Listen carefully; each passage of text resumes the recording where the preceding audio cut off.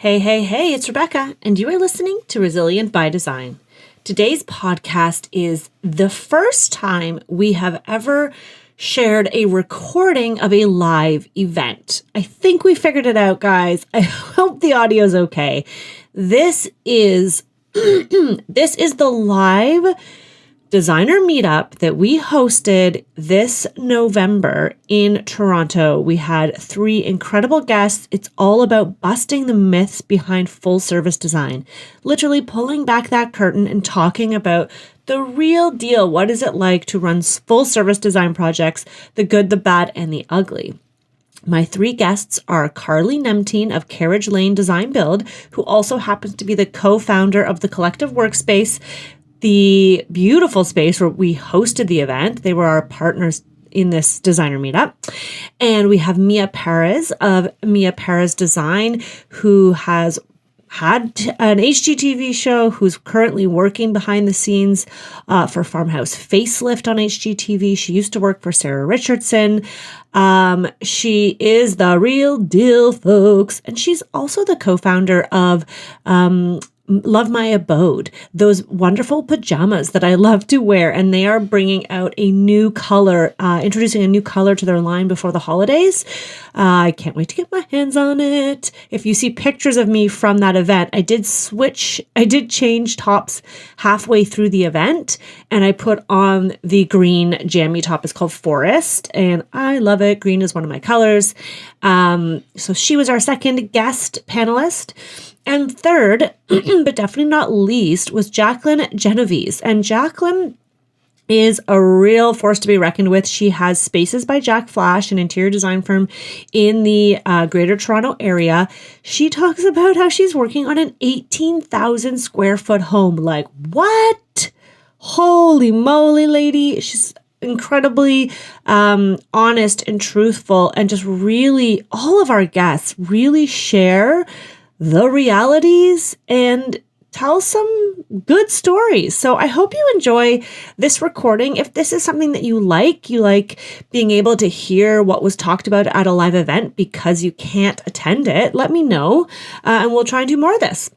But here you go. I hope you enjoy our panel talk for the designer meetup. All right. I'm Rebecca Hay, and I've built a successful interior design business by trial and error, podcasts, online courses, and so many freaking books. Over the last decade, I've grown from an insecure student to having false starts to careers, and now I'm finally in the place where I want to be. Throughout my journey, it's been pretty obvious that I'm passionate about business and helping other entrepreneurs do the same. Each week, I'll share tangible takeaways from my own experience and the experiences of other badass women to help you build your confidence and change your business. So tonight we have, you know me, I'm not going to talk about myself. Let's start with Jaclyn, the lovely Jaclyn. Everyone say hi to Jaclyn. Jaclyn Genovese. She is the founder and principal designer of Spaces by Jacflash, a boutique design consulting firm. From her roots in fashion, she's very fashionable, follow her Instagram, to her women's wellness and entrepreneurial workshops. Jaclyn Genovese, is it Genovese? Genovese? Oh, you say Genovese. Okay, I'm trying to make it really fancy. Is not your average interior designer. And this is very true. So welcome, Jaclyn. Yay, let's give her a little round of applause. Next up, we have the beautiful Mia. You may have heard Mia on the podcast before. She has been a guest, and she is wearing the lovely all-day PJs, which I know she's going to tell you about, which I wear and so is Jaclyn. And I have some I will change into. I wear them all the time. If you follow me on Instagram, you see that. I actually naturally just love them, and they were a podcast sponsor. But Mia moved her love of set design to becoming an on-camera host and designer for HGTV Canada. She is currently a designer behind the scenes of Farmhouse Facelift on HGTV. Ooh. I know, I was like, oh, aren't you contractually? Oh. Yes, Carolyn's been trying to get her on my podcast. She's like, yeah, I can do it, but she has no time. I know. Yeah. We can ask me about that tonight. And then last but definitely not least, I already mentioned, is Carly. She's the founder and CEO of the Collective Workspace where we are today, as well as Rocco. But Carly is also the Carriage Lane Design Build CEO with Rocco, so she's a busy woman. Her craft and strategy have gained her many awards in the industry, including NKBA 30 Under 30. Woo! All right. Without further ado, I would like to dive into our panel. And before we do that, thank you to the Collective for hosting us today. Thank you for the beautiful spread. There's so much food there. So before we finish, I'm going to remind you to go eat it, drink all their wine. And also thank you to my team, to Vera, to my husband, Chris, to Alberto, who is here currently enjoying the food, for helping out. It's been so much fun to plan this, and to my beautiful panelists. All right, it's warm and fuzzies. Let's go. Okay, so tonight is about collaboration, not competition. And I want us to talk about full service design, because I think there's a lot of people out there who think one thing, what is full service, but don't really fully understand what really goes on behind the scenes, or is it everything? Is it as beautiful as it looks? So I'd like to dive in and start off with a question, which I have my questions written down. Okay. I'm going to start with Carly, then we'll go this way, and then you guys can pass back the mic. Let's talk about full service design. Did you always offer full service? Tell us about your beginnings and how you felt when you were starting out your business. So I was really lucky because I started Carriage Lane officially when I met Rocco, about a year and a half after I had met him. And he had been in the business for, a long time before me, and he was more of a mentor. So that's one thing that I felt was really helpful, because I had someone that I could lean on, and someone who already had gone through certain things, someone I can weigh my concerns with or judgments with, and, play devil's advocate with. I think that was really, really helpful. So having someone in that position, or someone that you can look at it from both sides was really helpful. We jumped into, we had at our disposal millwork in-house as well as stone in-house. And, you went to school and, you worked in design firms. So you got an idea of things, but we were able to really service multiple levels. And that's why we opened up Carriage Lane, because I worked for Rocco in his millwork division. And I saw an opportunity to bring, millwork and fabrication of stone and design and construction all together. But some of my bosses at the time weren't so interested. And I think I was a missing link. And so, that's where we were able to jump into a full service. Furniture, I think, is a different beast. It's a whole other dialogue and a whole other language.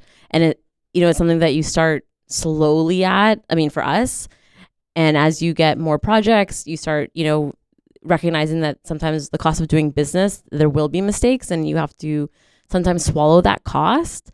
But that's your learning expertise and that opportunity. So, we have, we're in a designer group, and we have other designer groups that we're involved in, and through the collective, everyone kind of communicates onto one another and asks for advice. And, there's always a learning curve with everything, and it doesn't happen once, it happens multiple times before you really learn or adapt to the situation. So that's my, no, we grew into it. We grew into full service. Great, cool. Hi guys, am I speaking into the mic? Is this correct? Okay, good. I want to use my podcast voice and my speaking voice at the same time. Nailing it. My name's Mia Paris. I own Mia Paris Design Inc. That's a big deal for us, incorporating. I don't know if you guys as business owners have looked into that or are incorporated. Can I get a show of hands? How many people are incorporated? Definitely something I would recommend if we are, working for ourselves and growing our businesses. I started my business about 11 years ago. I actually started as an architect. So my father is a theme park architect. He's almost 80 years old and still thriving and working every single day. He does projects all over the world. I could sit here for an hour just talking about my dad. He's so fabulous and his mind is so creative. But similar to Carly, I really had a mentor. I think that's like a really important part of my growth and process as a designer. And at some point in my life, my mom looked at me and she's like, "You're an interior designer." And I don't know how you guys are with your mothers, but I was like, "Oh, she's right." Like I was pretty upset about it. So I ended up going back to school and doing a second degree and moving to New York City and studying at Parsons. And before I could graduate, I was really blessed to be offered a show on HGTV. I was actually working behind the scenes and loved production. And I had applied for a job at Sarah Richardson Design. And I thought there was just no way she would ever hire me. And I didn't want to work anywhere else. And I didn't apply anywhere else. And I managed to get both at the same time. And lucky for me at the time, I really have to say for Sarah, women supporting other women. She was incredibly supportive of my career early on and was just, open to me doing both, which was a huge career change for me. I think going into TV and sort of faking it till I make it. HGTV just has like an incredible family and support system. So, you can never look bad, but I had to learn how to speak on camera. I had to learn, pretty much everything that they don't teach you in school. And, as we all have to learn in the real world. But at the same time, simultaneously, I was working for senior designers. So I was a junior designer starting with Sarah Richardson, and we always did full service with Sarah. And you can imagine Sarah is like the pioneer of female interior design TV. I also loved like Candace Olsen, and she just had clients kind of throwing themselves at her, which is wonderful. I think, when you're in that really booming phase of your business. But when I started my own business, things were different. I had one client that really believed in me and wanted me to do her house from scratch. And it was definitely full service with a twist. She was a woman who I still am. She's one of my closest friends and she's an incredible powerhouse, but she knew what she wanted. So it wasn't as much my involvement in the project as it was me guiding her through the process as an interior designer. So I would say from the very beginning, it was always about the process. It's always about falling back on guiding your clients sort of through the full service process. And, nowadays it's such an ebb and flow. You meet clients that really want full service and then, you start working with them and it's their project, not yours. And I think that's what's really changed for us is we started wanting to do full service, wanting to have that HGTV like turnkey. I can't tell you how many times I've made that joke with clients where we're like, you're going to go outside and spin around and your renovation will be done. And it's obviously never like that.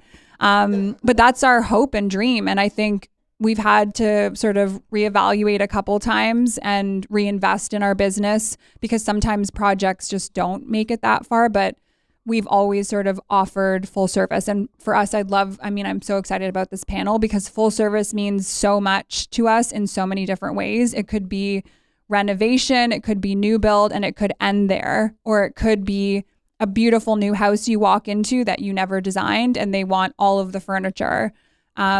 So full service takes on a lot of different hats. And I think that, it's wonderful to meet all of you and like to be up here with these women because I know we all wear so many hats. So to answer your question, we always offered full service. Thank you. Okay, I'm Jaclyn Genovese, owner of Spaces by Jacflash. I actually began in fashion. I owned a clothing store on Queen Street at Queen and Ossington. And I had that for 7 years. And I eventually I just felt like I wasn't learning or growing anymore. So I decided to close the store. And I took a couple months off and still ran my online store. But I was trying to figure out what I wanted to do. And I moved into a new place and I just had so much fun decorating it. And my friends and family were like shocked at the difference from my decor, that I started designing their places just for fun. And eventually I ended up getting another friend's place who was, he played for the Toronto Raptors at the time. So I ended up doing his place, and I got press from that. I started Spaces by Jacflash. I ended up hiring just one person. And yeah, we've slowly grown from there. So I did start with just decor. And then as time went on, and as I learned, I actually renovated my own house, and I literally did live in the renovation. I was like figuring out all the ins and outs of everything, like following my contractor around. He probably thought I was so annoying. But making sure that I learned everything, I slowly started to offer actual design and renovations. And now it's been almost 8 years that I've had Spaces by Jacflash, and we do full new build houses. We have probably 10 large clients right now, full renovations, new build homes. We're doing a new build in Newfoundland, a new build in Waterloo that's 18,000 square feet. It's just like crazy that it's come to this, and I'm just so thrilled and excited about it. But full service to me, I would say, is offering everything from furniture to even we'll offer to like purchase our clients' dishes and to literally make their beds, and so that they can just come into their home with like a suitcase of their clothes and unpack their toiletries and like get into bed. And that's what full service is to me.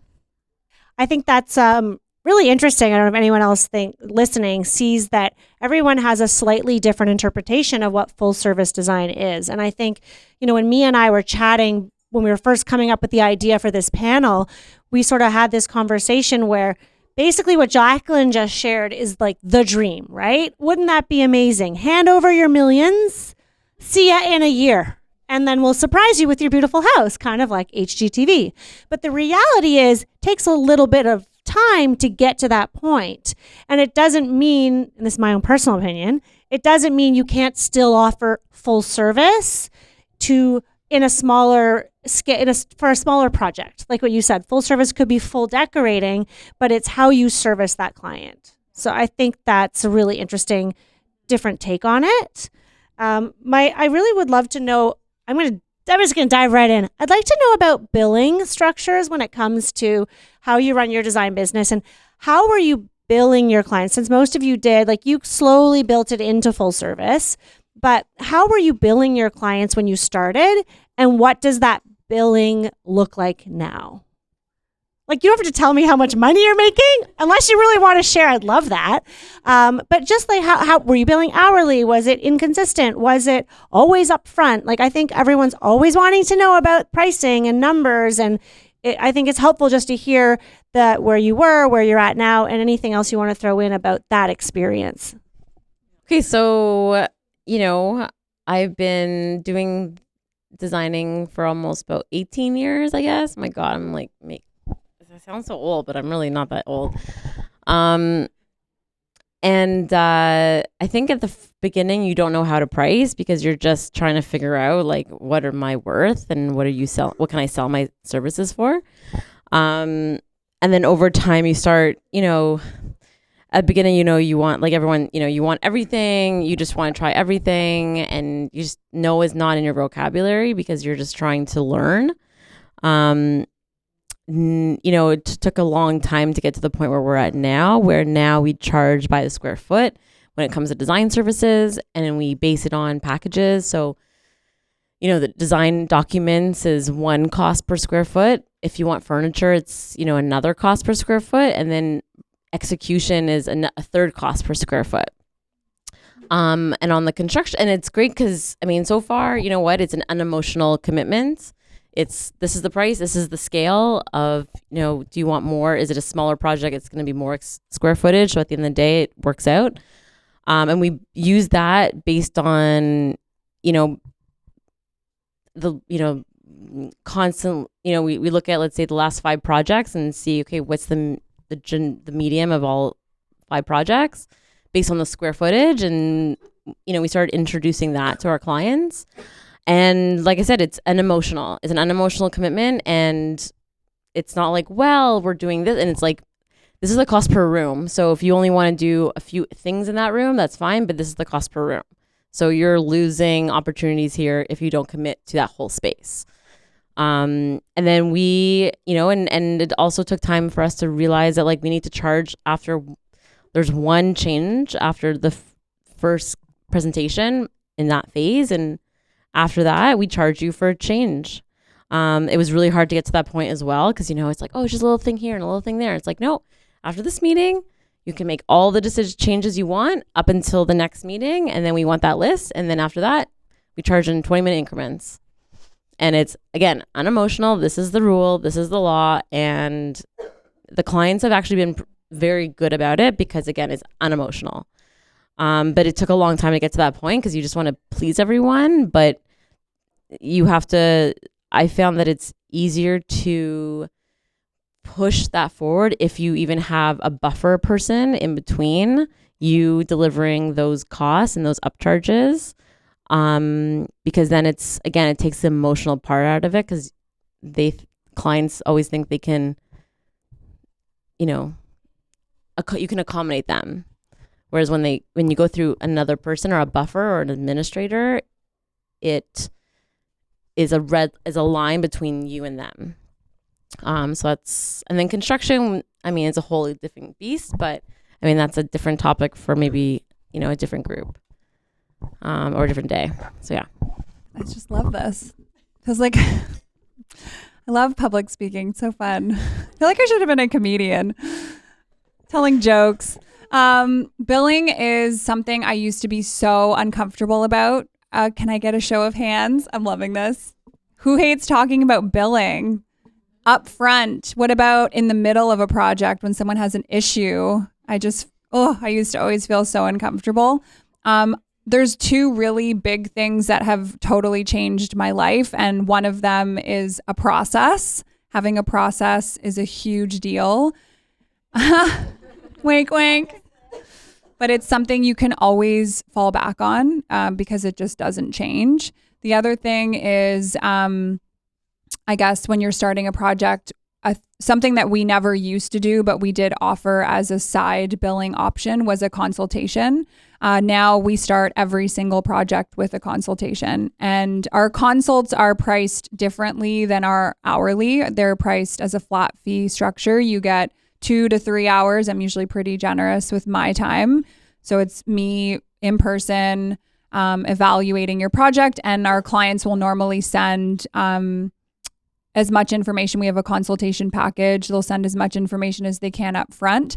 And then it becomes an interview with us and the client. So I think it's obviously if you guys work well together, if you get along, and it's a two-way street. It's very exciting to get new clients, and we're always so thrilled when we really connect emotionally with people, but that's a big thing. We always start with a consultation. The second part of that is we then bill in 15-minute increments. And I think full service with MPD is really all about full service. So you work with our entire team. And obviously my pricing is different than my juniors pricing. And we have a couple of senior designers working for us as well.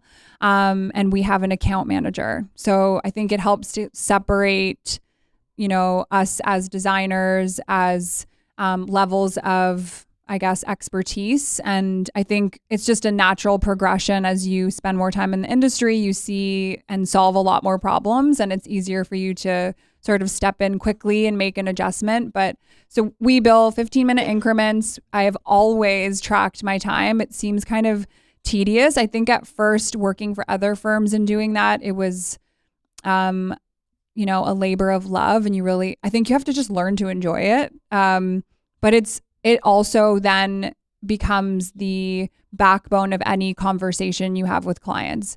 If you have a process and you have a reason for why you're billing what you're billing, you can always explain to your clients what part of the process you're in and why you've billed what you've billed.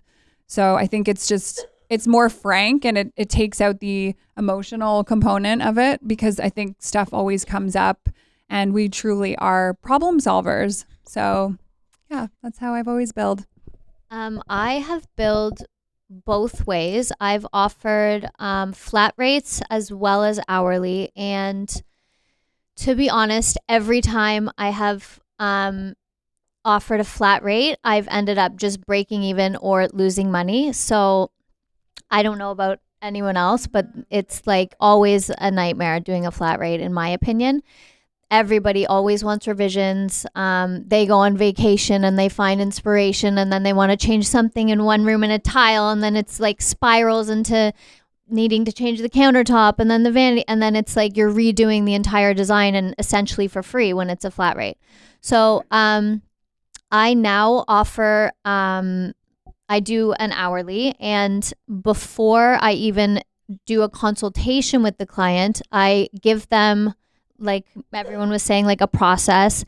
And I also kind of do an outline on how many hours in each phase of the process I think it's going to take based on previous processes. And I'm very clear that that's based on previous, and that's not including any revisions and stuff like that. But then it kind of gives the client an idea as to what they're getting themselves into financially, so they can be prepared for it. And if they're not able to work with us, and that's totally fine, I'll pass them off to other friends or someone else and give them, you know, like another direction and say, like, maybe the next project I'd love to work with you. But yes, so billing hourly is very important. I've learned to be very meticulous about my invoicing, which is, it takes so much time and it's very frustrating. And I find that no one else can do it but you. But I, like, every hour I note what each of my staff did, and essentially explain like what every minute was spent doing, just because I've had so many issues with clients in the past saying, like, how could you have spent 8 hours on this day and 7 hours on that day 3 months ago? What were you doing? And then I can say, well, actually, and then I literally can pull up exactly what we were doing during that time. So yes, hourly is for me. I think it's really interesting that half of the panel is hourly and half of the panel is fixed fee. It just goes to show that there isn't one way to do things. Sorry. It's frustrating. I know when you're starting your business and you just want to get the answer and you want to know how to you want to figure it out. How do I do it?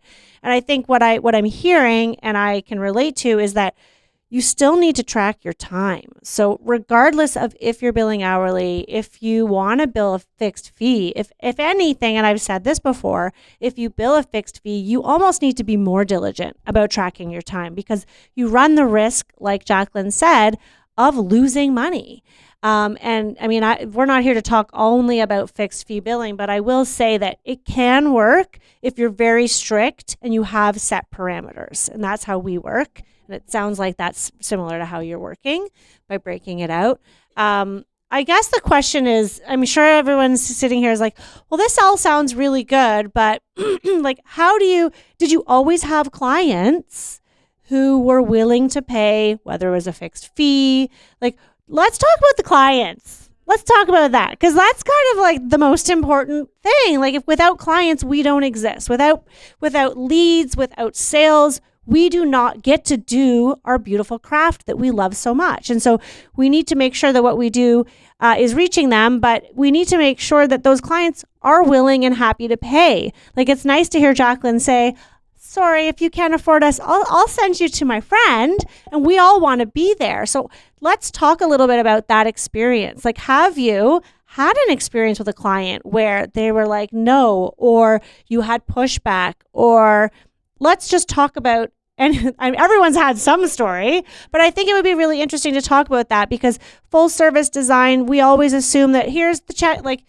here, there's no budget, let's go. And I don't think it's been anyone's experience. Maybe some of you have had some projects like that, but I don't imagine it's the norm. So you've got your mouth, you're already starting. Go, Carly. Okay, so first of all, we were on a panel, remember, at PI Arts. And the question was, like, what is the least enjoyable part of your job? And everyone's like, oh, you know, blah, blah, blah. And I'm like, the clients. And then everyone's like, yeah, like, I'm just trying to be like appropriate, but like, no. Okay, so one of the reasons why we opened the collective because we wanted to get away from clients. like B2B can sometimes be so much better. You still have clients. Oh God, it's different. It's different. It's different. It's a different situation when you're B2C, when you're business to consumer. Consumer owns you, but they own you, and they're like, well, I'm paying $1 million, so like, I own you. And Rocco over there, he can, like, he's my muscle when he needs to be, because he sometimes needs to bark back at the client and say, yo, like, there's the line in the sand, and like, you stay on your side and we'll stay on our side. And it's a really tough job, especially since we are the contractor as well. So we not only have to give the bad news, we need to actually like execute as well. So, I actually tell clients, I'm like, you're going to love us in the beginning because, everything's on paper. Everything is line here, line there. Like everything makes sense. And then you're going to love us when we demo the house because everything is going so fast. And then you're going to like us during the project because like things are moving and yeah, there's like a bump here and a bump there, but like we can figure it out. But you're going to hate us at the end. And like, you're going to hate us at the end because it's going to be, things are going to slow down. You're want to get into your house. You've spent a ton of money and you think that we can be better, faster, more efficient, and just have every single person on our team at your house all day long. So having those parameters is really important and having those processes is really important, but it's a constant emotional roller coaster, as you guys all know, because you're here, because you're looking for answers, and it's like God, like there is no answers. Like it is what it is, and like that's the cost of business. And that's kind of why we opened the collective, because we recognize that, and we recognize that like this is a really difficult industry, and there's no point A to point Z. It's A, Z, 3, 5, 2, 1, and it's just constantly bouncing back and forth. And so, you're constantly pivoting, and you have to recognize that that's the reality of it. And you have to be open. You have to have people on your team that are open. And if they're closed and it's like they are only seeing black and white and they can't see the gray, then it's a hard shift. And you can either take the time to even mentor your team members, or it's a fast turnaround because they just don't get it and they see it as chaos. And it's chaos, but it's organized chaos, but you're building a spaceship as it's falling to Earth. Hello, I'm here to lighten the mood a little. I will say there's something very interesting about starting a new business, which I also am privy to. I think from our trials and tribulations, we try to come up with like the best possible outcome. And I think it sounds like Carly really loves like this interaction, like having this connection with other designers. Like I think that works for you and that's where you're thriving. And that's a beautiful thing. Like I think when we start in the design world, we were discussing this earlier, you don't know where you're going to end up. Like you start with a completely different career sometimes. And for us, like, I think the biggest thing, and I hear it in what you're saying too, is process. Like there is a process, and the way your mind works, it's so brilliant because you've been through this and you have the experience. And I would say 90% of our new clients have never been through the process. So it's really our job to guide them, no matter how big or small the project, to reassure them and show them like we are executing and there's always issues, and to just really, I mean, we wear so many hats. We're therapists, we're mentoring them through what is probably like the biggest investment of their lives. It's also their home. And I think it's really important to fall back on your process. For me, when I started my own business, I made it very clear that we are a high-end residential design firm. So we have clients that come to us that perhaps don't have enough money. And because we've done this feels like 1,000 times, I'm happy to say sometimes you don't have enough in your budget right now, but maybe let's revisit. And for us, the end goal is really to create such beautiful spaces, not only for them, which we're so thrilled about, but we want to create a brand aesthetic, something that's like recognizable. And that's something that we have to constantly balance. And I think when we take on clients, sometimes we are taking them on because it's our bread and butter. And sometimes it's more, renovation, new build versus like final design, like magazine worthy. And that's also a topic I love discussing because it's sometimes on us to make it look like that. And we have to invest a little bit of money to get that look, especially when it's like, oh my God, this project's so beautiful and it's almost there, but the client doesn't want to do X, Y, Z. Well, you know what? There's other professionals out there like stagers, stylists, photographers who will help you get that project to the next level. Then you photograph it and then your next batch of clients are like, that's her look. That's what she does. That's the brand. That's MPD. I'm coming for that. So I think it's really hard in some senses to get the perfect client. And I don't think there is the perfect client, but it's just about guiding them through the process. And if your ultimate goal, like to sit down and say, like, what is your ultimate goal for your business? Are you manifesting like you're in the pages of Style at Home, you're in the pages of House and Home? Think about like who you want to work with to get there. Is it the right architect? Is contractor? Is it a stylist you love? Like maybe your project doesn't make it all the way there. I've seen some pretty bland, boring spaces be transformed by those artists as well, so there are ways to curate sort of what you want as that vision. And I think we get all kinds of clients. Like we could sit here all day long. And I mean, we have so many crazy stories. And my end goal is always I want them to have that like magazine worthy space. And if it doesn't get there, sometimes we put it together and they're like, we want to keep everything. And that's where you're like, that's the cool magic behind putting in a little bit of almost sweat equity and maybe a little bit of money of your own or of the company's, that it gets you to that place. And I think that's definitely something we strive for, because not every client is that big new build or, complete full service package. And I think it's worth, like, I know for myself personally, I lived in the Cayman Islands for 3.5 years and I moved home to be with my family, and I had to totally reinvent my business. And I had to sit down like on a white drawing board and be like, where was I before? Where do I want to go? And it's such a great exercise. Like grab a notepad, and I know with Rebecca and like everyone you work with, it's really thinking about like, where do you want to be? Like, are you a little bit more relaxed? Because you should probably have a process. Like if you're not relaxed, it's like you need something to fall back on, or a community, what is your ultimate goal? I think a lot of us here are artists. Like we just want to create beautiful spaces, and it's that feeling. And sometimes it's hard to get the clients there, but if you just, invest that little bit extra part of yourself, I think they'll almost drink the Kool-Aid. Like, wow.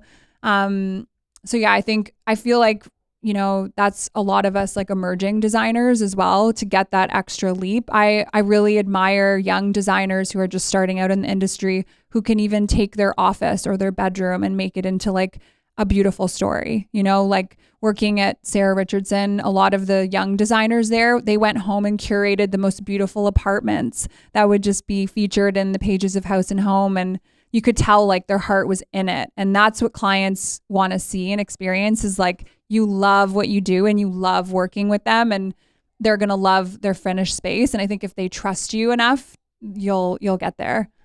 So I have been there. That's exactly how I started. I literally started my portfolio by curating little corners in my house and taking pictures on my iPhone and purchasing the furniture from Kijiji and DIYing like panel molding on the walls and painting things myself. And then I put together like a little website and a portfolio. And then the Raptors player that I had designed his place for, I did his place for 1.5 years and I did not get one penny. I didn't have any trade discounts or anything, because it takes time to get those contacts as well.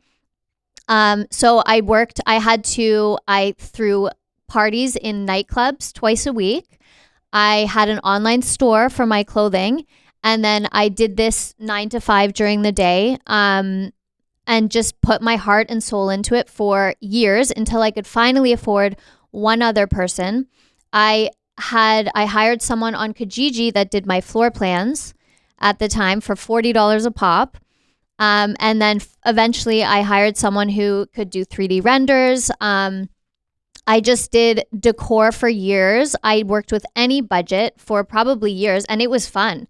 It was like really hard and I had to work my butt off, but I had a lot of fun.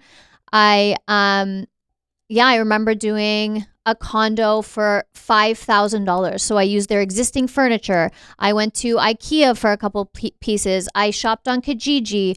I did literally everything I can. And then I would use those pictures as my portfolio. And then I did my own home renovations. I had to do it room at a time so that I could afford it. And then took photos of those. And then I would get a small bathroom renovation like you were mentioning. And at that point, I could charge hourly, but I think at that time I gave them a cap of my hours. And then it just slowly grew. It took a lot of time. It probably took me until 3 or 4 years ago to get to the point where even 2 years ago, probably, to get to the point where I could be like picky with my clients. And I have, even this year, I fired a couple clients because before I even get into the renovation, they're already complaining, or they want 1 million revisions or anything. And I just say, I don't think it's working out between you and I think we're on a different page. I've had people say, well, I want a full refund on all the work that you've done so far. And even this year I did it where I said, you know what, here's 50%. And she was happy with that. And I just lost the money and moved on. So it's not like all of a sudden you're doing an 18,000 square foot new build. It's like working your butt off, but it's fun. The ride is fun. And if you're enjoying what you're doing every day, then you'll get here. You'll get here. And I still have so much to learn, and I have so much to grow as well. So keep at it. Another thing, just for yourself, like setting a plan. If you there's a number in mind that you want to charge just to begin your hourly. I see that a lot. Like, we have junior designers working for us that we bill them out at a certain rate. And if that's your rate to start, that's great. Like, people will love that you're a businesswoman. And I think that's a big part of it, is like, we're designers, but we're business people. And like, see the value in your time. Like, the longer you're in the industry and the more contacts and trade places and discounts you have to offer, you have to stand behind your value as well, right? But I think it's wonderful that you're putting yourself out there. I think designing for friends and family, doing fixed fees, flat fees is wonderful too. And I think, if you're passionate, just keep going and you'll get there. Yeah, thank you. That's really great. And I love that Jaclyn shared like the real reality of what you have to go through to get where you are today. Like, you didn't just like say, I'm going to be a designer and have a bestie who was building an 18,000 square foot house. Yes, that happens. Lucky designers who've had that happen to them. All of us can tell the stories of starting out and getting scrappy, but you do have to recognize your worth as a designer. And just because you're a student doesn't mean you should work and be taken advantage of. It's one thing if you decide you want to work for free because it's a portfolio piece, but if you are resenting what you're doing and you're not enjoying it, like, that breaks my heart and I feel like I'm going to cry because, right? Like, it's not right. Someone's taking advantage of you because you're a student, and you have to stand up for your worth, the way that Mia said. And so much as designers, and a lot of women are here today. There are some men though, which is a nice change. But we tend to sometimes not value our worth. And it takes years until we finally feel confident in what we do to charge what we are owed. For the first 2 years of my business, when I went out on my own, I was in the red. And if anybody, I didn't even know what that was until after. It's basically meant that I was losing money somehow I paid the bills. I don't know. My husband, thank goodness I was married and he also was helping, but I was losing money because I was undercharging hourly, but not billing every hour. Absolutely not. We would create an invoice, and you've heard me say this on the podcast, except for those people whose hands were down. So go back and listen. It's called Resilient by Design. But I would put an invoice together and say 3 hours to source fabric at Kravit. Ooh, that sounds like a lot of time. Oh my God, I can't charge them that. I'm going to charge them 2. And then you'd send the invoice, and guess what? 2 hours to source fabric? I'm like, fuck, excuse me.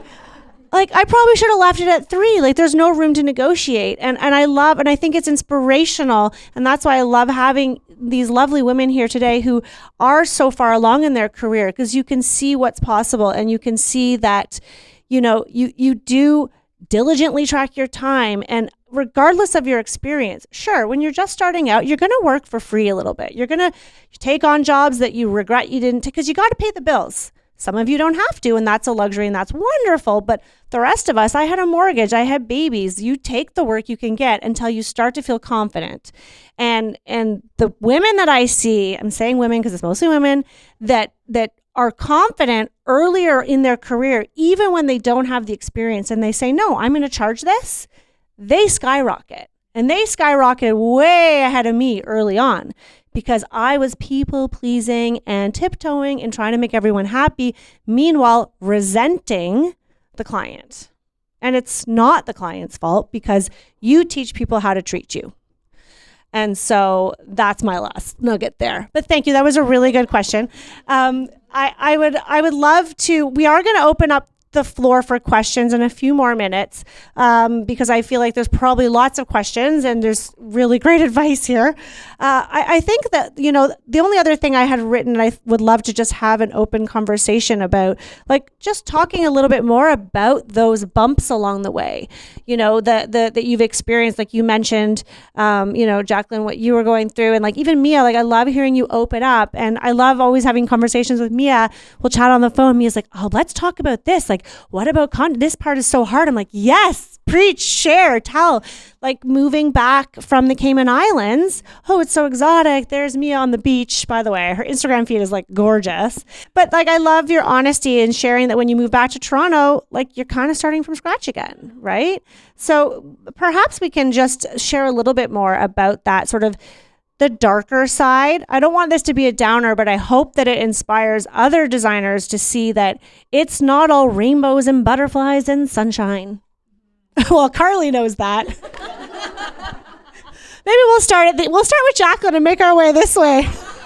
I mean, every single day there's still bumps. Like today, for example, I lost $8,000 on a fireplace mantle because the floor may or may not be able to hold it on the second floor. It's a 1,200-pound fireplace mantle that I had custom made from Turkey, and we decided to just tile drywall with some French travertine stone instead, just to be safe. And who's going to pay for that?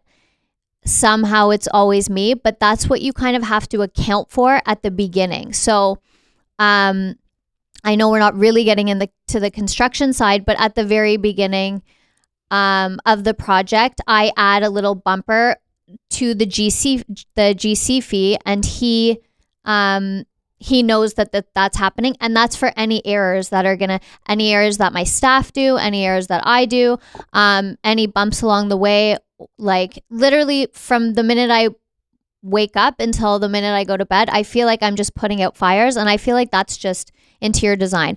Decorating isn't as stressful, though. Another example is a client of mine is coming in from Hong Kong, and they're moving December 10th, and I just got notification that a West Elm dining table is going to be delayed until January, and they're hosting a Christmas dinner.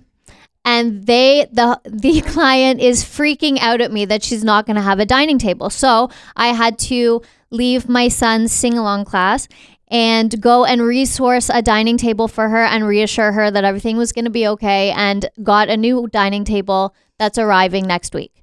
So it's just like whether you're doing decor, whether you're doing renovations, doesn't matter if it's like one bedroom or a tiny bathroom, or there's always going to be bumps along the way. And I think that just learning how to problem solve, and I think being a therapist for not only the client, but also the contractors and the subcontractors. I will spend hours on the phone just listening to subcontractors and contractors vent and trying to make them feel heard and, you know, make them feel like everything's going to be okay and we're in this together. And that's another huge part of the job. So you kind of have to be good at, you have to be a people person, even though it's really hard sometimes.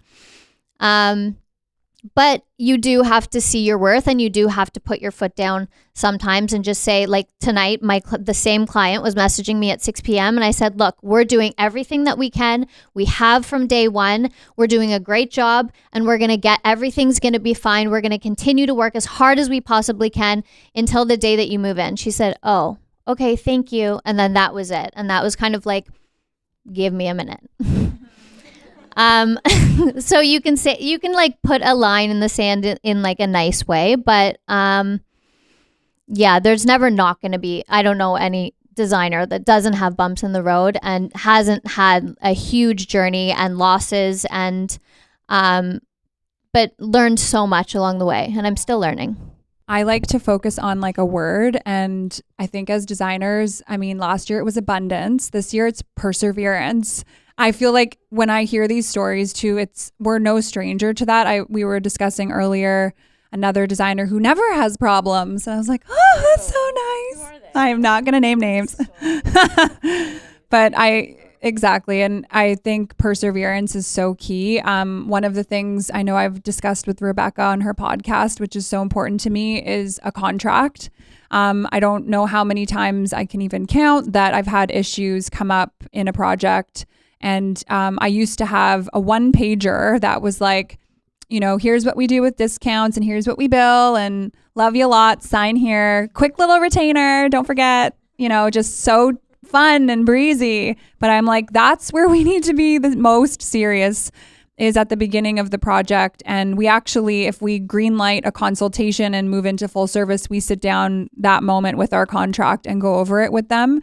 When they're at their highest of high, you know, we know the peaks and valleys. We go through the contract with them in detail. And some of it's a little, you know, monotonous, but it's something they can look over later. And we've invested a lot of money, a lot of time into researching that. I honestly feel like I'm a forever student of design. I know my dad, who's almost 80, is still learning and, you know, designing the most incredible theme parks, but it's like, I'm constantly problem solving. Even now, I feel more like a business owner than a designer sometimes. And a contract is such a great way to protect you.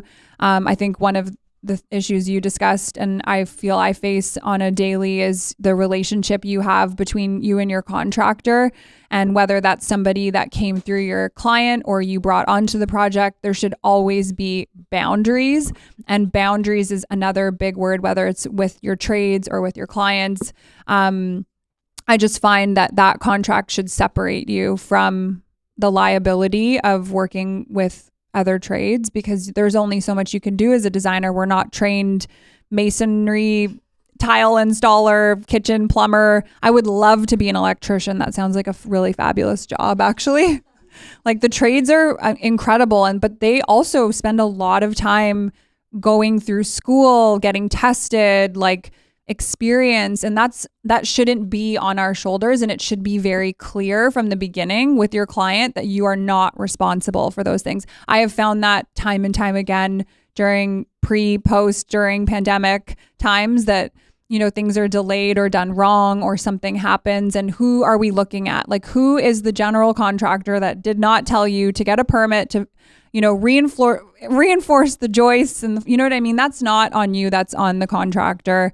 And we've faced issues like that as well. But if there was a contract in place, we could have maybe pointed a finger. But at the same time, I will also say that as a business owner, I tend to take all of the responsibility, whether it's someone else's fault. I think our clients always want to see that we're apologetic and that we feel what they're feeling. And even if it had nothing to do with us or our team, I mean, that's another discussion about billing, but like we bill for mistakes. If they're not our mistakes and we're there to fix them, like if they're going to spend their time, it's the same value and time to repair those mistakes. So I think, you know, on an overall sense, we've had such heartbreak along with such, you know, beautiful, incredible, life-changing designs that I just, you know, you never want to have that again. If something bad happens, you want to make sure it never happens again. And I have to say, starting with a contract, starting with a process, you know, proper billing. We use a software. This is something I didn't mention, but we use a software to track our billing, which is really helpful. I also have a notebook, which I'll sit down at the end of the week and do my hours, but having these things to fall back on, I think can really protect you and your business. And it kind of stretches over any, you know, scale, size, whether you're doing commercial, hospitality, it allows you to wear more hats. And I think the more you can streamline and make these processes a part of you, like how you operate as a business owner, the easier it's going to be. Like I feel so passionate about every designer protecting themselves. Like it's as much about you as it is the client at the end of the day. And the hardest thing for me to learn is boundaries, because I love some of our clients and I want to help them at midnight. But at the same time, how could you, you know, have a newborn or, you know, live your life or enjoy yourself at, you know, so it's hard to find what works for you, but that's boundaries, resiliency, you know, abundance for everybody. Wishing abundance in this room and contracts for all. Thank you. You get a contract. Oh, that's good. Yeah. Okay, so again, like I mentioned, you know, Rocco, having a business partner can be very helpful because you have a good, like I'm going to be straightforward, like a good cop, bad cop situation happening. You know, certain clients will respect you more than your partner, and some clients will respect your partner more than you. You have to read the room. You need to start in. It's a good, they have problems with commitment.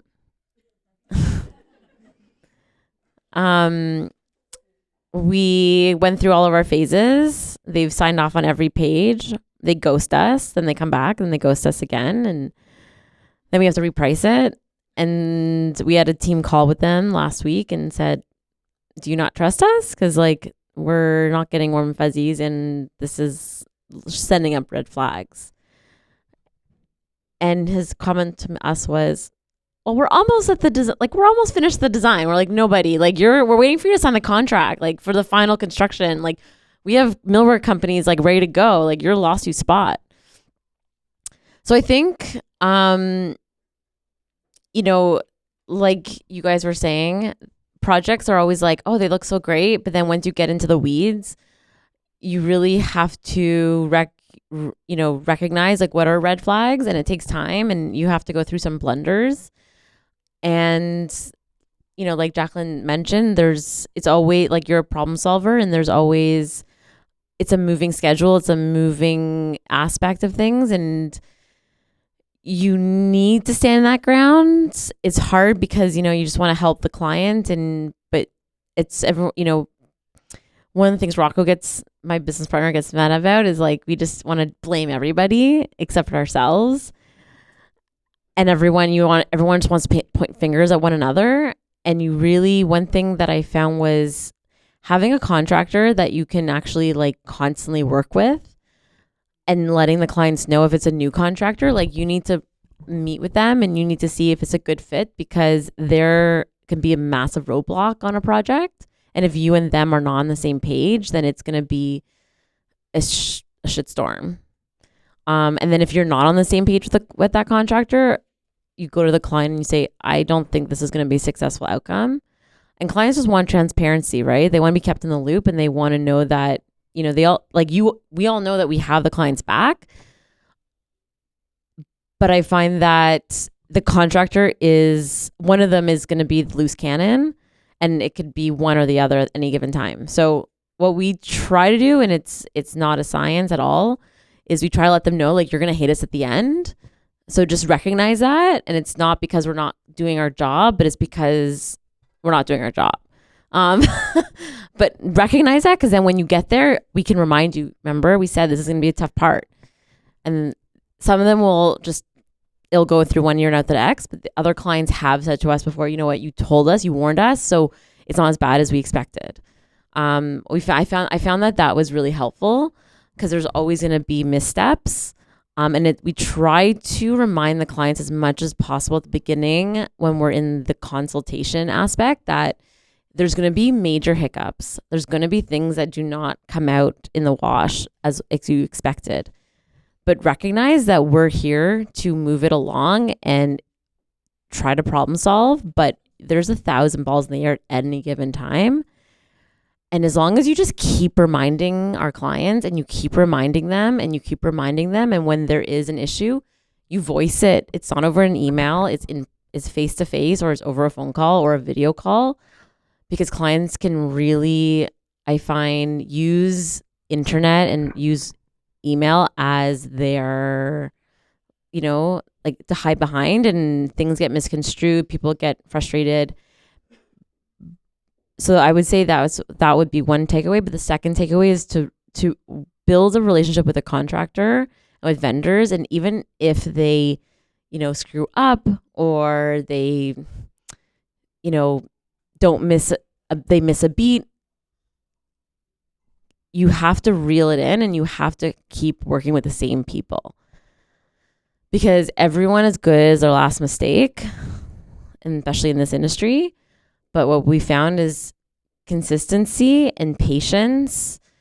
You'll come to a good resolution. But it's like the client has to understand that construction is a beast. And again, like, if you have a good contractor, and if you can build a relationship, again, consistency, that would be my takeaway word, is consistency. I posted something on social media the other day. It was like, this guy was giving a talk, and he talked about how, you go to the gym, and you go home and look in the mirror and you don't see anything. And then you go the second day and you look in the mirror and you don't see anything.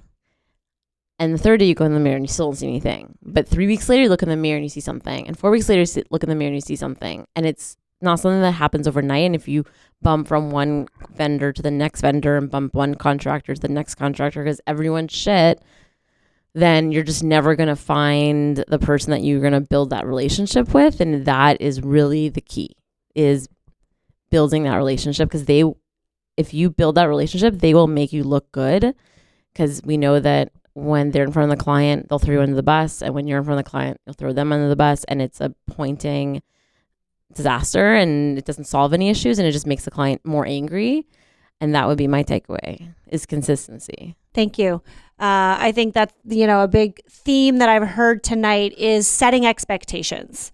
Really, whether it's pricing, billing, working with trades, telling your clients that it's going to be awful at the end, is setting their expectation. And I actually learned that from you. And so here's a little story.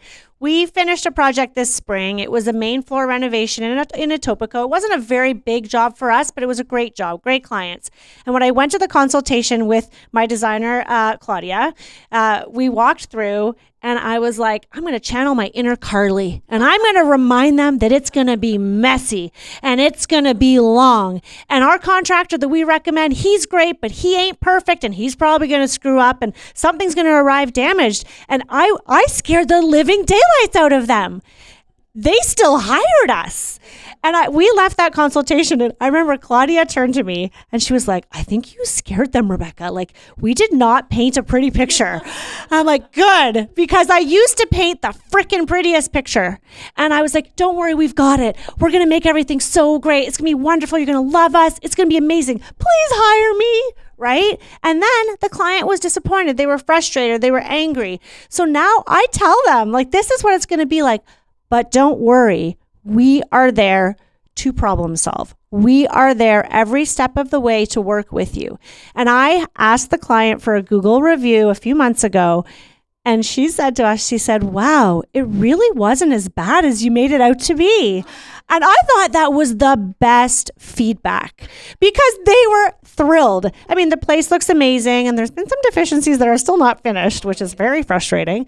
But it really went to show your advice. I took your advice and it worked, that the more you can set those expectations, the more you can stand up for your worth from the beginning. Once you're in a project and it's gone sideways, it's really hard to come back. It's really, really hard to come back. So starting right from the get-go and building it. And what I'm hearing about the full service is it's very similar to my story, which is a little bit of faking it till you make it, in the sense of, we did this beautiful project, but they didn't really want to furnish the whole thing. Well, shoot, is it worth photographing? Yes. Go out, rent some furniture, find a staging company, hire a stylist. There's Ashley sitting back here. I hired Ashley, it was like, 2019, 2018, to style a 3rd floor renovation because I wanted a photo shoot. I'm like, I can't do it. You got to do it. She went, she shopped the city, she got everything. And then she went on to work for me as a designer and all the good feels. But she styled it. We brought in art. We literally made it look amazing. And the client came home and they liked most of it, but they didn't want it. It wasn't that story. And that does happen to us. And I was gutted. But you know what? I got my pictures. And then I took everything away. And then when we went back to do a video with House and Home, I had to bring everything back again because the client didn't want it. But guess what? Those are the pictures that are on the internet. And it looks styled to perfection. You did a beautiful job. We did it, yay. But it really was a little bit, you're not faking it, but if you want to then the next client, you say, look what we did for that client. Yeah, we picked all of the art. You don't have to tell them that they didn't buy it, right? You made it look amazing. And eventually, slowly but surely, you'll start to attract those clients. Okay, I want to open it up for questions. So raise your hand. What we'll have you do is just stand up and ask your question, and then I'll just repeat it into the microphone and then pass it to whoever. It could be a question for the group, like a general question, or it could be a question for a specific person. All right. Who has a question? Okay, I'm just going to repeat the question. Her question was, what do you do to set boundaries with clients so that you're not working in the evenings, responding to emails or phone calls, having meetings in the evenings, because obviously we have lives and families, and what do you do to set those boundaries? I remember a time when I used to be texting clients at 11 p.m. at night, and then I would be in tears in bed, and my husband was like, what's wrong with you? Don't look at your phone. I'm like, oh, she's so stressed out. He's like, why is it affecting you? I don't do that anymore. See, I don't have boundaries with like friendships. I feel like I'm very, boundaryless, and also with you guys, like we want to share, but when it comes to clients, I think it really affects me like emotionally. Like you're saying, you're in bed crying about something. Unfortunately, I sometimes think it's like part of the growth process. Like you have to go through it to know that you're just like, this is not okay for me. I need to set a clear boundary. And I think the biggest part of that is recognizing that you need to do that. And then the next step is implementing. So you can say tomorrow morning, that is the day. 9 a.m. is when you send your emails, and 5 p.m. is the last time you respond. One of the biggest tricks in that was, I think it's called like the later email, where you schedule an email for the next day. So you can write it at night if you had an issue come up in the day and you want to spend some time on it, but you schedule it to be sent out the next day at 9 a.m. As soon as you start to implement those changes, it's very similar to what Carly was saying, like at the gym. It's not going to happen overnight, but the longer you do it, the more it just becomes a part of who you are. And I'm saying all of this. I have a great system with new clients. Some of my old clients, I have no boundaries. Where our families are intertwined, or that's a whole other topic, working with friends and family, where it's really hard to have boundaries. But I think if that's your goal at the end of the night, to turn off, client relationships and work, yes, you can work. Yes, you can work on yourself. You can be with your family. I think it's like such a blessing if we have families to go home to and spend time with. Like we should be honoring that. And I think that's a huge, huge tool that benefits everybody, because I think another big part of it is clients really work themselves up. They get really like into a problem and they can't see the other side of it. But it's just like, I mean, I don't have children yet, but I'm sure you can see with your children, there's a solution. We've got a solution. Don't worry. And I do think a lot of those conversations are really great to have in person or on the phone. If you can just pick up the phone, trying to avoid those, late night, early morning emotions. Like I've got clients who are like fire fingers on email and they use it as like a weapon. And then I'm like, can we get on the phone and like, guys, we're on the same page here. We're fighting the same battle. It's 9:00 in the morning. I have all day to solve your problems. Let's go. And don't be afraid of picking up the phone. Like that's such a big thing. It's intimidating at first when you're first getting started. I remember just calling like, hello, this is Mia from Sarah Richardson Design, trying to practice like my phone voice. But you know what? You treat your clients like you would a friend, in that respect. Like you have to be honest with them. And I think having that boundary is a great way, even in our relationships with people. Maybe I need to work on that versus client boundaries, but okay. There's also a lot of tech that will allow you to like put your notification on in terms of like, like on your iPhone, like under focus, do not disturb. And then it's a muscle. Like if you set that muscle in place, because like we would have clients who are doctors and like they're in surgery all day and like the only time they can talk is 11 o'clock at night. And it's like, I can do it when I don't have kids, but now it's impossible. So you have to flex that muscle. And then if you don't respond, then they know they can't answer and then they're not going to get a response. And then in the next morning, or if I can't get a phone call, one of our clients who is a really great client, and we've done a lot of work with him and great referrals. And he's on our board for the collective, very successful gentleman. And he said to me, he's like, you need to make every client feel like they're the only client. And that's done really easily because we all know we're not, but every client wants to feel special. And even if you send them a text back saying, hey, I can't talk right now, I'll call you later, where those instant ones on your phone, they just feel assured that like they just got a response. And it doesn't have to be that long-winded. And it's like, let's deal with this tomorrow. I'll give you a call at 9, right? Like one time, I remember I was with a client. I had this client. We had, Rocco, my business partner, he was sick with cancer for about a year. And this was 4 years into our business. And he was out, like he wasn't around. And I was running this company with his wife and my now husband. And we had staff and we had these massive projects. And like I was the only person that was really around. And he would come in once in a while. And it was so scary. And I remember a client was so A-type and she was like on site. She lived next door to the renovation, the addition, like that kind. You all know. And she'd go on site every day and like, what's going on? And no. Like, I'm like, can I hire you? Like, because you're here all the time and you're so much energy. And I remember like one time she called me, it was like 11 o'clock and she's like, freaking out because a towel went into the bathroom and like, is that what we imagine? I'm like, just go have a glass of champagne and like, let's talk tomorrow. And like, you need to build that relationship sometimes with that client. And you need to know when to turn it on, when to turn it off. But what I've learned from that is like, you just have to not answer your phone. You need to not answer your email. You need to turn your notifications on. You need to put in your email 9 to 5. And then the next day you send them an email. Hey, I got your message. I'll deal with it later. Or, hey, I got your text message or I got your call. I'll speak to you tomorrow. And that was how I found the best way to flex that muscle because now I have 2 kids and there's no way. And like I start my second shift of work at 8 o'clock at night till, 1 in the morning if I'm up to it. But like you said, like you need to have that later. So like get it the next day. And the clients have respected it. Like I said, it's also good to have a buffer. One person, if you can afford to have, whether it's a virtual assistant or whether it's a person like an associate or junior designer or someone, an administrator that can send and be the buffer, because you can say, I'm sorry, I can't have a meeting tonight because my associate needs to be there and she only works 9 to 5. I think you just need to set the expectation and just say, we don't work evenings and weekends. Put it in writing. Put it in all of your documentation.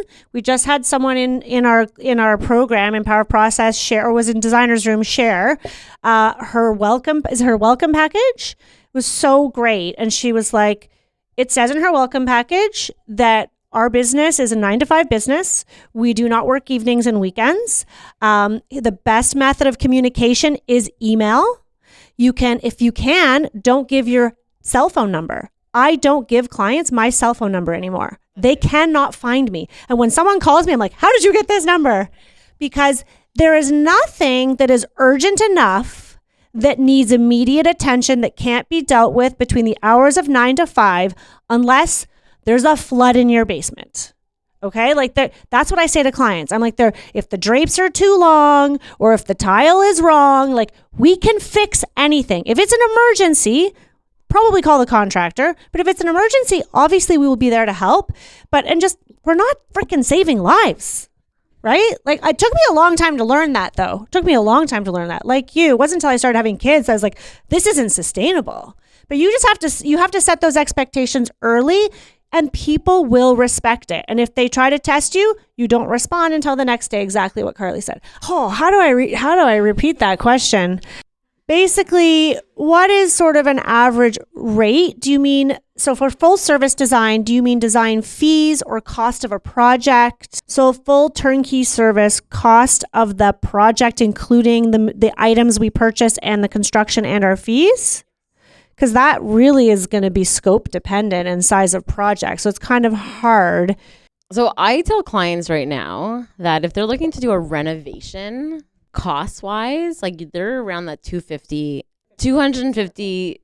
a square foot, but about $250,000 for like a main floor renovation for like a typical Toronto house, like anywhere between 800 to 1,200 square feet, like for like custom cabinetry, and not even touching everyone on the main floor. And like, that's what we're finding anywhere between that 200, 250. For furniture, I mean, again, you have to assess, like, is the client looking for ready-made furniture or looking for custom? Because that could be a 30% difference. So what we do is we have like a room guide as to like, this is how much this is going to cost per item. Like we're also kind of figuring out some new ways of doing it, because where we're feeling challenged is right now costs are going up and down so quickly, right? So it's like when we're presenting a cost for furnishings for a house and we do room by room, should we really be giving the client like itemized cost per item, or should we really giving them a cost per room? So it's like you can go 15,000 if you want ready made, like low budget, or do you want to go 30,000 and then it's just a total? And we're actually trying this out right now, because I find that then with everything that goes up like $100 here, $50 here, it's just so marginal. You're just constantly going back and forth to the client. And that just eats away at our margin. So what we're looking at doing right now, and we're testing it on a few projects, is when it comes to furniture, plumbing fixtures, lighting fixtures, do you want to be at 30,000, 40,000, or 50,000? And then once you set the budget to the client, okay, so we're going to tell you what this room is, and we're going to tell you it's going to be a total of 50,000. And that's all you're going to get. And if you want to get an idea as to like individual items, like what's the couch and what's this drapery, I'll call out, but I don't want to nitpick and have to go back to you a million times. So this is the room rate. So that's what we're trying. Like we're testing it out right now. And I'll let you know how it goes. But that's, but honestly, like so right now we're looking at around 200 to 250,000 before taxes and design fees for anywhere, like I said, between 800 to 1,200 square feet. And then for design, we're looking at around, right now at that size, like 15 to 25,000 per floor, for design fees and execution. And then furniture is another, like we budget between $4 to $8 a square foot for furnishings per room that they want to do. And then the cost of furniture really depends on the size and scale, but you're looking at easily like 80 to 100,000 for a main floor with, and again, that's custom or like larger size pieces, but you can also go down to like $60,000 for a floor, depending on the size and the scale and the warranty on the product. So if that makes sense, you're looking at what, $350 a floor today, based on like Toronto size houses, not like new builds. New builds were like no, but like new builds, we're looking at anywhere between $350 to $500 a square foot for construction. I think it's so hard. Every job that comes in is so different. And one of the things that's really helped along the process is an intake form that allows somebody to describe their project and their budget. Because I think that's one of the things we tackle in our consultation is we want to know how much money we're working with out the gate. And that's up to them if they want to reveal the total amount or if they've got some, saved as a contingency. The other side of that is we have templates like in our back of house for, whether it's renovation, new build, furnishing, decor, like different sort of, by room. Let's think of every piece of furniture in a living room and price it out, approximate costing, because when we intake a client, a lot of the times they want to know two things. They want to know how much are our design fees and how much is the project going to cost them. And those are usually separate numbers, but very hard to estimate. So we generally will give them like an estimate of those two breakdowns in a spreadsheet if need be. But I'm also such a big supporter of being paid for that time. Like we've worked with contractors who have come on to jobs that we love our contractors, such great relationships with them. They've put together meticulous budgets and our clients have shopped them around and not paid our contractors for their time. So a big part of the intake is understanding like how much they trust us with their project. If they're looking for a contractor, maybe they have someone that they love working with themselves or they want us to suggest somebody. But part of our intake is the consultation fee and then of course a retainer and their understanding of our process and design hours so that, we can bill for that time as well. If they want a general scope of project that could take you like an hour to put together. But hopefully you have a great template. And I think outlining those different services is wonderful because people can really see themselves individually in each of those projects. So if you've got a renovation, you want to know how much it's going to cost, in total. Perhaps that's when you involve a contractor. I have found a percentage that I would love to share when it comes to our design fees is generally somewhere around 13% of any construction budget is how much our hours will be. And that's not a flat fee that we do. And it's something we've discussed and revisited with clients along the way. Like, here's where we're at. They see bills coming in, but that's like a project management fee. That's having us full service. And I think having that outline, thinking about that percentage that you are constantly seeing repeated on each project and breaking down those two numbers is so helpful. But it's also not like and that's the thing with flat fee and hourly. It's not a guarantee when you're hourly, and being transparent about that. Like, here's where we think you'll be at, but we'll check in 6 weeks. So, and also when billing for us is monthly, that's something that they get to see transparently broken down, in 15-minute increments, and they can see at what stage of the process we're at. But in terms of general costing, I think it's really good to kind of outline the different services, do an intake, understand their budget, and go from there because it's going to be different on every project. What I typically do when I get the very first email from a client inquiring about our services is I give them our hourly rate. As I was mentioning, I give them, it depends on the project. So I'll ask them what the project is like, and then I'll give them an estimate on what I'm thinking, how many hours it'll take in each phase, which I kind of have like a template of how many hours. So it's not like I have to redo it every time. And then I give them an estimate of, so I'll say a typical bedroom that we have designed in the past consists of, and then I list all of the furniture. So I'll say, because they're like, what? $50,000 for a bedroom? And they don't understand where that money's going. So then I'll be like, rug is from $800 to $2,000, depending where you want us to shop. Bed is this much. And then I do a total at the end, which is a number that, let's say it's $25,000 to $45,000. And then they can see each breakdown. So we'll do one for a bedroom, one for a living room, and then I do one for, let's say, a kitchen and a bathroom. And it's something that I have on hand, so it doesn't take me hours to come up with this. It's just a template essentially that I cut and paste, and if they agree with this, then they know what they're getting themselves into. And if they don't, and if you want the numbers to be lower and you want to, shop at Wayfair and get some antiques here and there, then your numbers can be whatever you're comfortable with. And mine have increased over time. But I just find that having like a template and kind of educating the client, because so many clients have never done this before. So letting them know before I've even like gotten on a call, before I've even gone all the way to their house in Stouffville, and like I just let them know how much I think it's going to cost, and that's been super helpful. And it helps you to not waste any time and not waste their time either. That's a really good question because everyone always wants to know about pricing. We are actually, and I'm just going to say it because I can't hold anything back.